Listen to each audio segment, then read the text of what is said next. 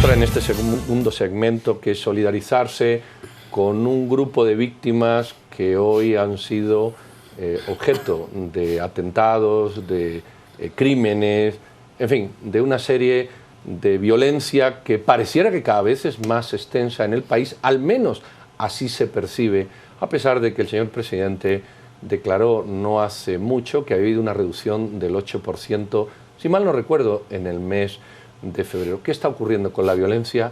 ¿Por qué la violencia se está concentrando o aparece, o da la sensación de que aparece con mayor virulencia en estos días? Hoy, prácticamente hace unas horas, me comentaba mi compañero Adrián como un niño de 4 años había recibido 2 balazos en la cara cuando ingresaron en su casa, suponemos que al robar o a cualquier acto delictivo. Estamos pasando esa línea. ¿Qué nos está pasando? Bueno, vamos a hablar con el coronel Mario Mérida. Además de analista en temas de seguridad, él fue funcionario público de alto nivel en el Ministerio de Gobernación. No vamos a decir el tiempo para que la gente no nos calcule edad, ni a ti ni a mí. Pero sí es un hombre enterado. Mario, tu análisis de lo que está pasando. ¿Estamos en un momento de mucha violencia? ¿Es una coincidencia? ¿Es una percepción? ¿Te parece que estamos en ese momento de percepción de mucha violencia o desechas esa hipótesis mía? No, yo considero, Pedro, primero buenas noches y muchas gracias por la invitación. Yo quisiera hacer un planteamiento uniendo la teoría y la academia junto con la experiencia. Porque ahora ya no es válido decir que al inicio de cada gobierno siempre se activa la violencia. Yo creo que hay algunas interrogantes que plantear como para comenzar a investigar el tema y no conjeturar simplemente, y precisamente las estaba apuntando. Uno es la reducción de la eficiencia de la coacción para pagar ¿cómo se llama? Una extorsión, un rescate. Una extorsión. ¿Sí? Si esto es así, entonces nos lleva a incluir dentro de ese acto, digamos, de coacción, no solo al piloto, sino que también al pasajero. ¿Okay? Hoy lo novedoso es que el pasajero también es una víctima, digamos. Y eso lo dejamos atrás, si tú te recuerdas, hace como 8 años, donde asaltaban a los pasajeros y el piloto pues, se llevaban lo que había ahí en el lugar. ¿Okay?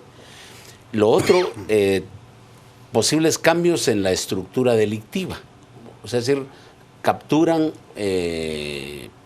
miembros de las bandas, están dentro de la cárcel, pero hay una estructura que está afuera y que sigue operando. La otra interrogante que yo me planteo aquí es si no hay una estructura híbrida, disidentes de 2 o 3 grupos que están innovando, digamos, la forma de actuar criminal, infundiendo más terror y más violencia. Y una tercera es el uso de nuevos métodos, no para ser más eficientes en cuanto a la recaudación, sino para demostrar más poder y capacidad de actuación, como es ese uso, digamos, de tecnología doméstica. Yo creo que bajo esas 4 perspectivas han logrado cumplir en parte su propósito, porque es obvio que los medios están informando de esos eventos. Hoy la cuenta eran si iban 8 o si iban 10 personas. ¿Qué tanto puede haber, Mario? Y me como aquí la pregunta de Adrián, que se le atoró una fructosa, así que sácala, que el público entiende.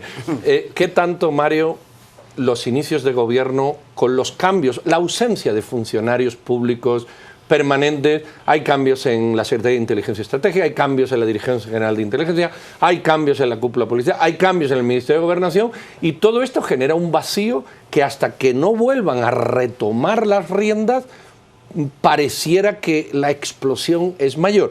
¿Tiene esto algún sentido lo que estoy diciendo o no necesariamente ocurre así? Sí tiene que ver, Pedro. Yo creo que uno de los elementos importantes que hay ahora es de que no hay funcionarios nuevos. Es una realidad.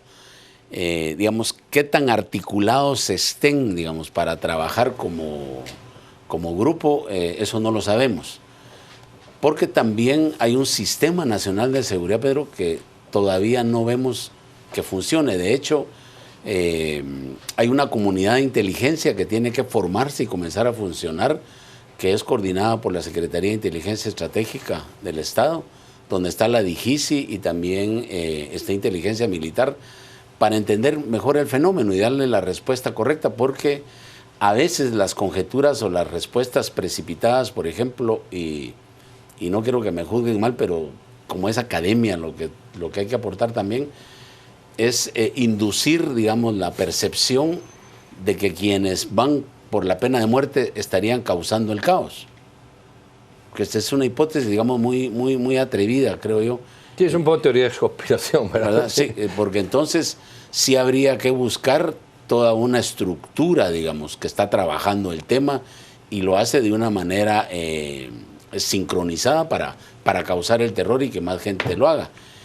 Y más delicado, porque el delito sería distinto. Y ¿no? más delicado, exacto. Más y la gente, tú sabes el impacto de los medios, digamos.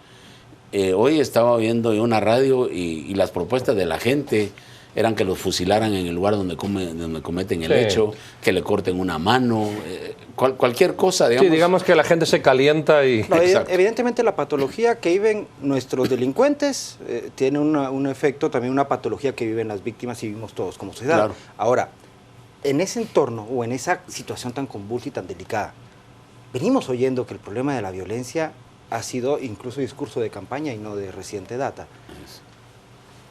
¿Qué estamos haciendo mal? Es decir, 20.000 privados de libertad, un reconocimiento de que el 70% de las extorsiones salen de la cárcel.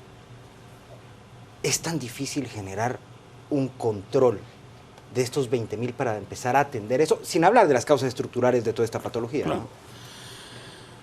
Vean, yo considero que lo que no ha existido en los gobiernos anteriores, ojalá tome la iniciativa, es audacia en modificar la arquitectura estratégica del sistema.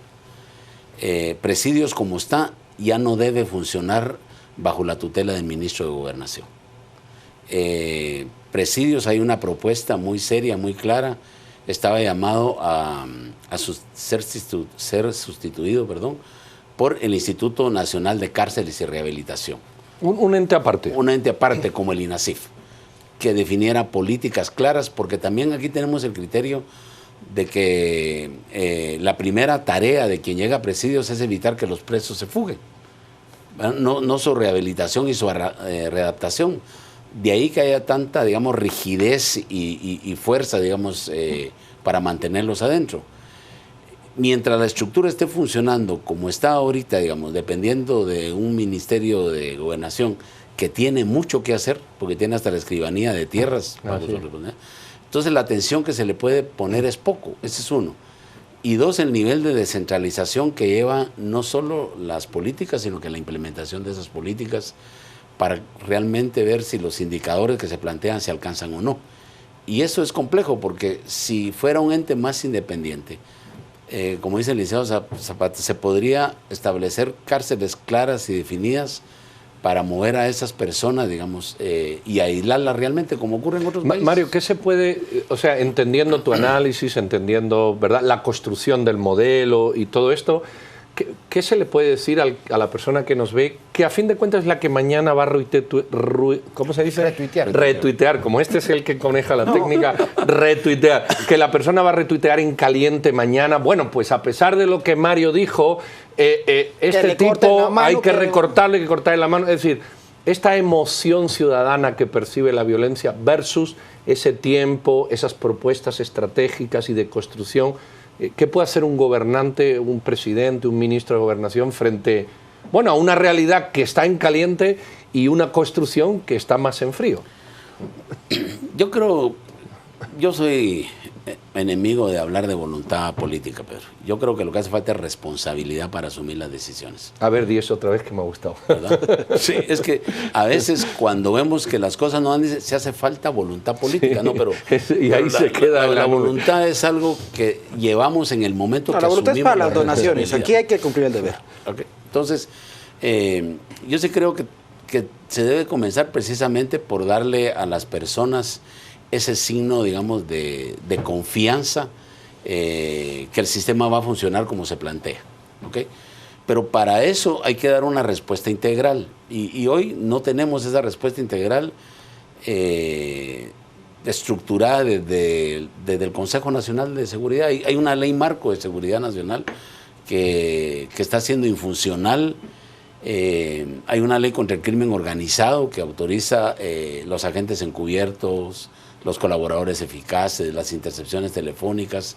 O sea, hay toda una estructura, digamos, de mucha utilidad para poder decir a la gente, mire, vamos resolviendo estos temas, ¿no? Y con una secuencia que la gente realmente se la crea. Y ahí vengo a este otro tema. ¿Qué le decimos nosotros a las personas más que solo llamen al 110? Es decir, ¿cómo las personas colaboran? Porque al final la seguridad no es responsabilidad de todos. Lo estás diciendo como un desafío a todos nosotros. Claro, pero los ciudadanos sí tenemos que colaborar con la policía.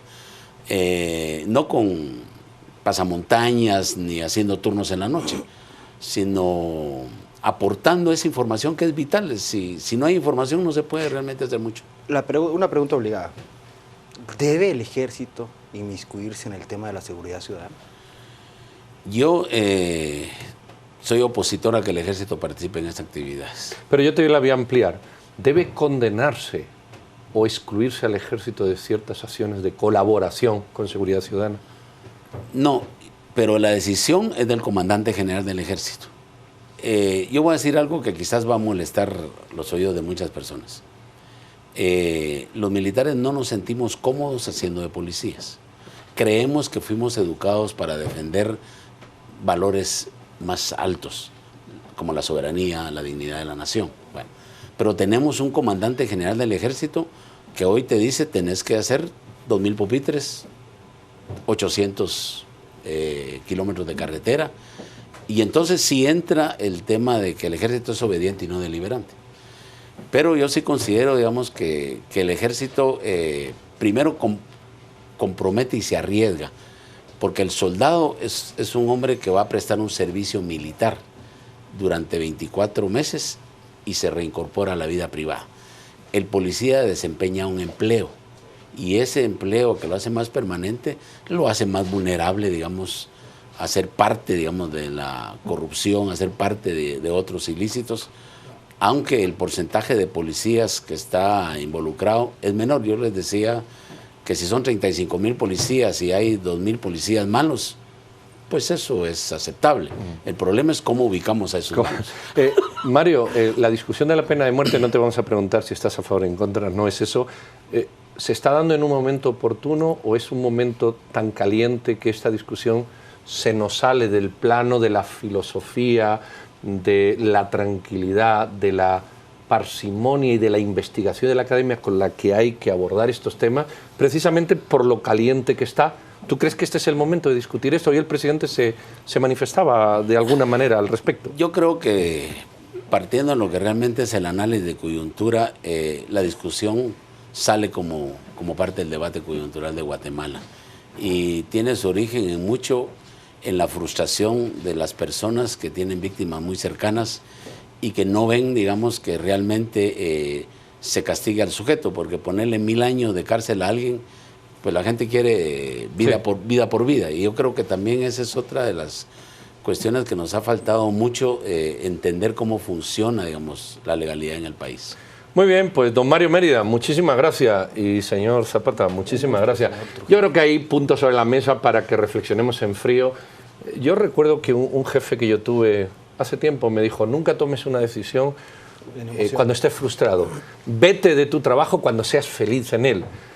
Divórciate cuando más feliz estés, porque eso significa que lo que vas a hacer lo has pensado muy bien, sin ninguna emotividad externa negativa, claro, que te incida. Esa era la lección, no los ejemplos. Bueno, pues ahí están. Yo creo que de lo que Mario ha dicho me quedo con esto. Si no participamos nosotros en la seguridad, ningún presidente, ningún gobierno, ninguna inteligencia nos saca de un problema que es de todos y es nuestro. Hay que participar, hay que dar la cara, hay que mojarse.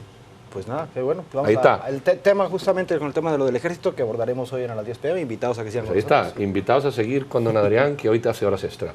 Como los del Congreso. Sí, pero aquí sí. Pero en serio. Muchísimas gracias, nos vemos el martes. Nuestra compañera Rocío nos lee algunos Twitter y le dice adiós. Feliz noche.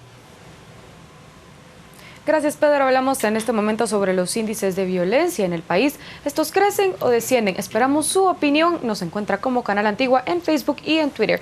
Hasta el momento tenemos el comentario de FCO Ubico. Aquí depende de quién haga las estadísticas. No son confiables, las interpretan según les convenga. Es momento ahora de ir a una pausa comercial. Por favor, quédese en sintonía. A las 10 p.m. se continuará hablando acerca del tema de la violencia. Quédese con nosotros.